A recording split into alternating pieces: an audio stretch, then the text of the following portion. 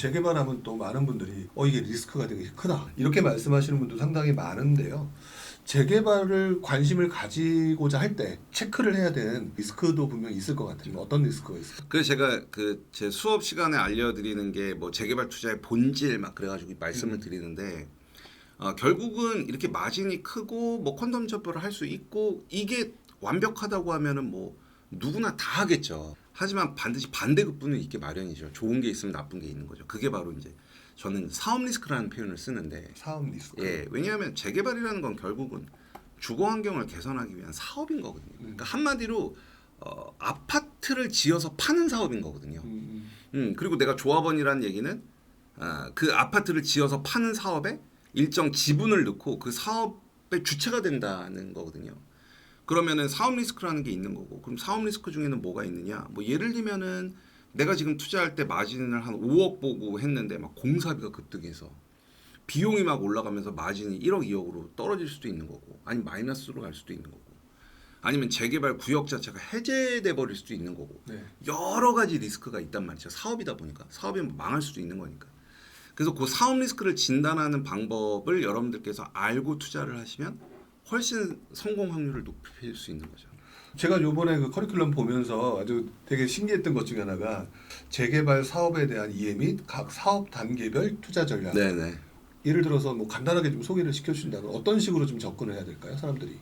기본적으로 재개발 사업이라는 거는 이제 맨 처음에 구역 지정이 되고 조합 설립 인가가 나고 사업 시행 인가가 받고 관리 처분 인가가 나고 그다음에 이주, 멸실, 착공, 일반 분양하고 이제 입주를 하게 되는데 저는 이제 크게 보면은 조합 설립 인가 시점과 사업 시행 인가 시점, 관리 처분 인가 시점인데 이 시점마다 확인해야 될 게 다르고 접근해야 하는 방법이 다 달라요. 관리 처분 인가 시점에 임장을 하는 방법과 사업 시행 인가 시점에 임장을 하는 방법, 조합 설립 인가 시점에 임장해서 수익을 분석하는 방법이 다 달라요. 예를 들면 보통 조합원 분양이라는 거는 조합원 분양을 할 때는 이제 조합원 분양가가 나올 거고 그다음에 내 감정가가 나오지 않습니까? 네. 그럼 그게 보통 사업 시행 인가 다음에 나오거든요.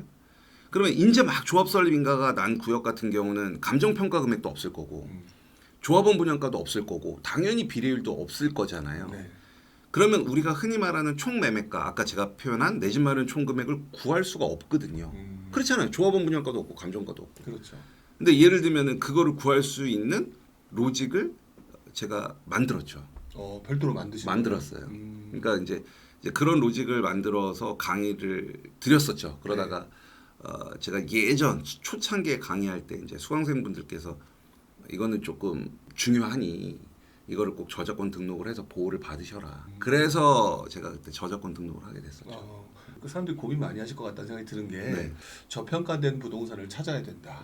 이런 얘기 진짜 많이 많이 하시잖아요. 하죠, 많이 하죠. 그러면 재개발에서 도대체 저평가와 고평가를 어떻게 구분해야 될까요? 그 로직도 제가 만들었죠. 여러분들께서 재개발 구역에 딱 가서 물건 브리핑을 받을 거잖아요. 네. 그럼 이 물건이 저평가인지 고평가인지를 바로 계산해 낼 수 있으세요. 그 기준점을 제가 말씀을 드리면 기본적으로 아까 제가 사업 리스크라는 얘기를 드렸었는데 조합 설립 인가의 단계에 있는 사업장의 사업 리스크가 관리 처분 인가에 있는 사업장의 리스크보다는 더 클 거잖아요. 네.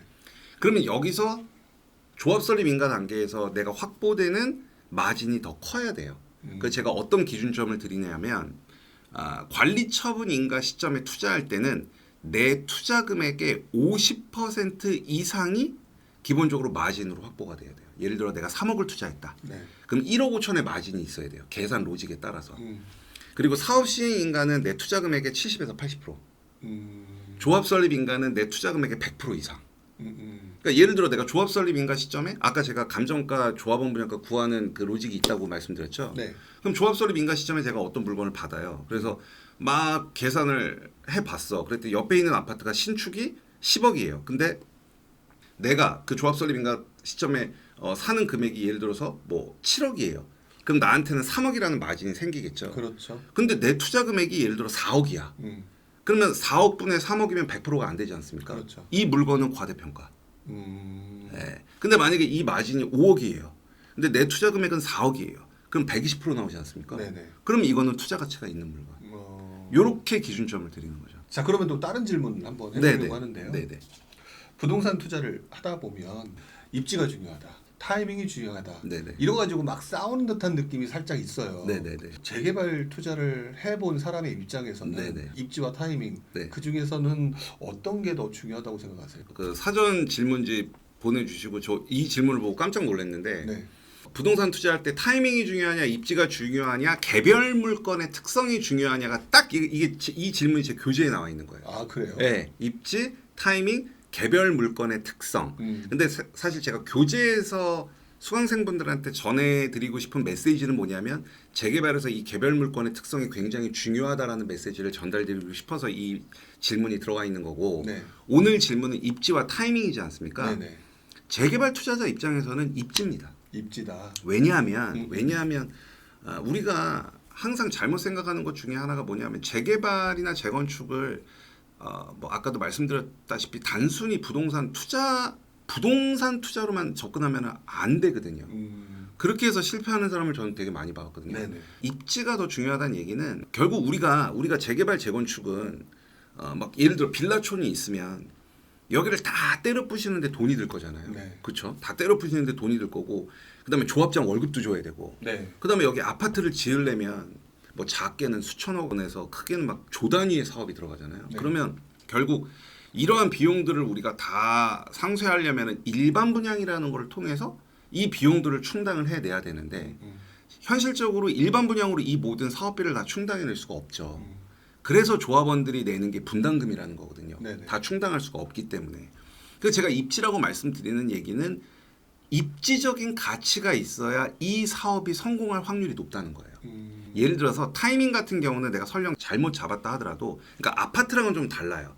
아파트는 그냥 내가 아파트를 딱 샀을 때 얘가 오르면 수익이 나는 거지만 네. 이 재개발 재건축은 이 사업이 성공을 해야 되는 거예요. 오르는 거 외에 사업이 성공해야 된다는 하나의 그 전제 조건이 하나 더 들어가거든요. 네. 그렇기 때문에 퀀텀 점프라고 하고 마진이 크다라고 얘기한 거죠. 그러니까 입지가 좋다는 얘기는 여기서 일반 분양을 했을 때 일반 분양가를 되게 높이 받을 수 있다는 거죠. 그럼 사업을 운영하는 사람 입장에서는 되게 안전한 거죠. 그래서 저는 타이밍보다는 입지를 더 중요하게 봅니다. 그러니까 재개발에 있어서는 뭐 아까 개별 물건의 특성도 얘기하셨지만 네. 그거를 좀 배제하고 네, 본다면 입지와 타이밍 중에서는 입지다. 네, 입지. 흥부님이 그 작년 재작년 때 신통기획을 가지고 되게 강의를 맞아요. 그 부분이 약간 입지를 더 고려를 했다라고 생각을 해야겠네요. 그렇죠. 특히 신속통합기획은 극초기이기 때문에 네네 맞아요. 극초기이기 때문에 앞으로 사업이 진행되면서 어떤 외생 변수가 발생할지는 우리가 예측할 수가 없거든요.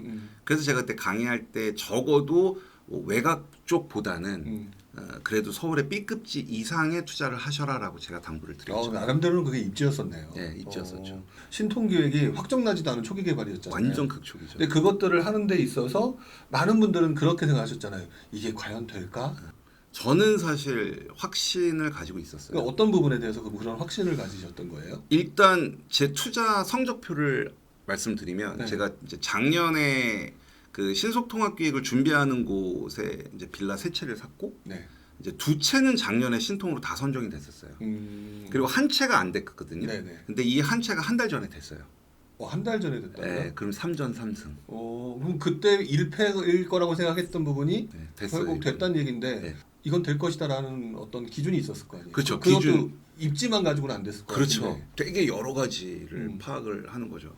일단 오세훈 서울시장, 오세훈 서울시장님이라는 분의 도시계획을 바라보는 거에 대한 스탠스, 그리고 지금 현 윤석열 정부에서의 부동산 정책들 이런 것들을 쭉 아울렀을 때 확실히 옛날에 고 박원순 서울시장 때와 지금 현 오세훈 서울시장 때의 서울의 도시계획은 완전히 차이가 많이 나거든요. 네. 그러면 그냥 이분들의 정책을 보면은 인허가권자의 리스크는 없다고 봤어요. 그러니까 옛날에 박원순 서울시장 때는 정비구역으로 지정된 곳들을 막 해제를 시켰거든요. 그게 318곳인가 나왔거든요. 그러니까 재개발을 하고 싶어도 지정권자가 원하지를 않으니까 전면 철거 방식을 되게 비선호하셨으니까. 네. 근데 지금 현재의 대통령과 서울시장은 전면 철거 방식의 주거환경 개선 사업을 굉장히 적극적으로 밀어주고 있는데 아까도 말씀드렸다시피 재개발 재건축은 사업 리스크가 있고 이 사업 리스크 안에는 인허가권자의 리스크도 포함이 돼 있어요. 그래서 그것도 되게 많이 말씀을 드리거든요. 그러니까 이제 어쨌든 인허가권자는 지금 적극적으로 밀어주고 있으니까 행정적인 지원이 확실히 뒷받침된다는 거고. 그다음에 신속통합계획이 되기 위한 일부 요건들이 있거든요. 그 요건들이 다 맞고 그다음에 거기에 있는 주민들, 우리는 이제 토지 등 소유자라는 표현을 쓰는데 그 토지 등 소유자들의 반대율이 낮고 찬성률이 되게 높으면서 적극적인 의지를 갖고 있고 네. 요 세 개가 가장 핵심적인 키워드예요. 그리고 요거 말고 서울시에서 그냥 아무데나 신속통합계획을 해주는 게 아니라 어떤 일정한 패턴이 있거든요. 아, 일정한 패턴이 있었다. 예, 예. 그 일정한 패턴, 그 패턴 보고 그 다음에 그 외에는 몇 가지 이렇게 조금 디테일하게 살펴봐야 될 것들이 있거든요. 그러면 이 한 6, 7가지를 다 통과하면 선정될 확률이 매우 높은 거죠. 그것들 다 걸러낼 수 있었으니까. 네, 걸러낼 수 있었으니까.